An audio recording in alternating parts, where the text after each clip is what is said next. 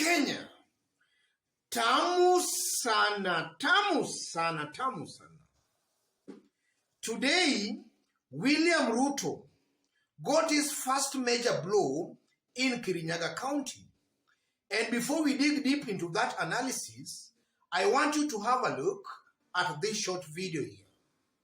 Hii na timu yetu ambayo ilikuwa inasimamia UDA katika Kirinyaga district, tumeamua leo hii tujiunge na chama cha Jubilee. Juu tumerudi nyumbani. Hii ni chama ya Central na ni ya wa Kenya wote, na ndio tumeamua turudi nyumbani. Tuachane na chama ya UDA. Sisi ndio tulikuwa masinani na tukaona UDA haina mwelekeo. Tukienda Central, sisi ni watu wa Jubilee. Ukienda Nyanza, huko ni ODM. Ukienda Western, huko ni ANC. Ukienda Eastern, ni Wiper.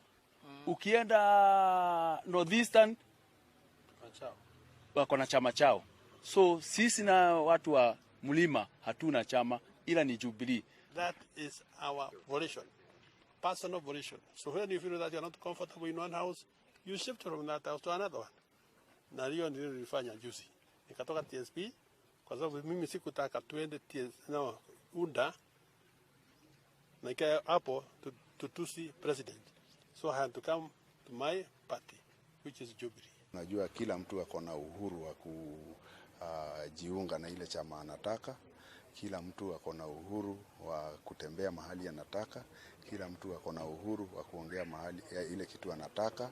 Juu kama haujavunja sheria, hiyo freedom of expression iko.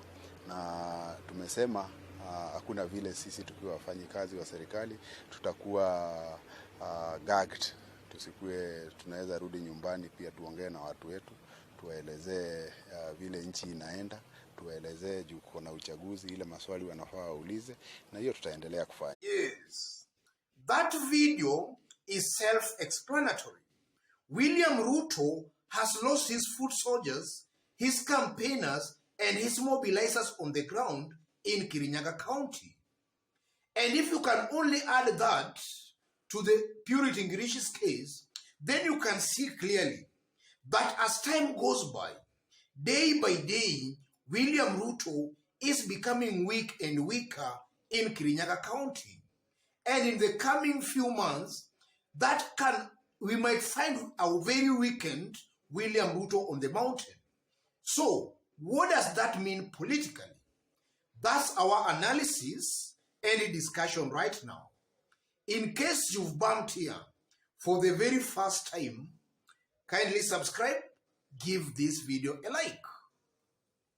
From that move of today, it's almost certain that William Ruto is becoming weak and weaker on the mountain.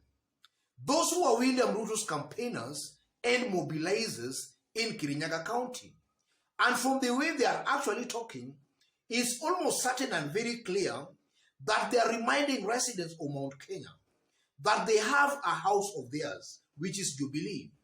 And by so reminding them that they have a house of theirs, which is Jubilee, they are just informing residents of Mount Kenya that their ethnic and political kingpin is still Uhuru Muigai Kenyatta. And that's largely what I've also been maintaining in this YouTube channel. I've always maintained that our politics is largely ethnic based, and it will take some time before Kenyans move away from that. 2022 most likely won't be an exception. As August election approaches, I'm seeing a people, or rather I'm seeing a Mount Kenya population who most definitely are going to be reminded of where they belong. And where they belong is Uhuru Kenyatta and Jubilee. And as that happens, we are most likely going to see William Ruto becoming weak and weaker on the mountain. And also we can also attribute William Ruto being weak on the mountain to the president's endorsement of Raila Amolo Odinga. Because upon the president endorsing Raila Amolo Odinga, we have been seeing major defections across the country from William Ruto's camp to Azimio. Just some few days ago, we saw some major defections in Turkana, in Rift Valley. Turkana women representative and Turkana South Member of Parliament actually dumped William Ruto for Azimio. And then also in Western, we have also seen some major defections from William Ruto's camp to Azimio. William Ruto trusted Lieutenant Waluke actually dumped William Ruto for Azimio.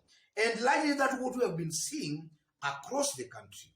In Kiambu, for example, Kiambu Speaker Ndichu, actually after attending UDA's NDC, a day later, he dumped William Ruto for Azimio. So you can see largely that as August election approaches, or rather nears, there seems to be a rush to dump William Ruto for Azimio. And that is largely how our Kenyan politics is. If you look at William Ruto, all indicators are clearly showing that William Ruto can only be weak and weaker as time goes by. Because already, even from the surveys that have been done on the mountain, it's almost certain and very clear, there is a clear pattern that William Ruto is fast declining, his popularity is fast declining on the mountain as Raila's popularity rises. And that is just going to continue. And if you look at William Ruto has really campaigned on the mountain. In fact, there is nothing William Ruto has never said to the residents or rather to the good people of Mount Kenya. William Ruto has said almost everything to those people.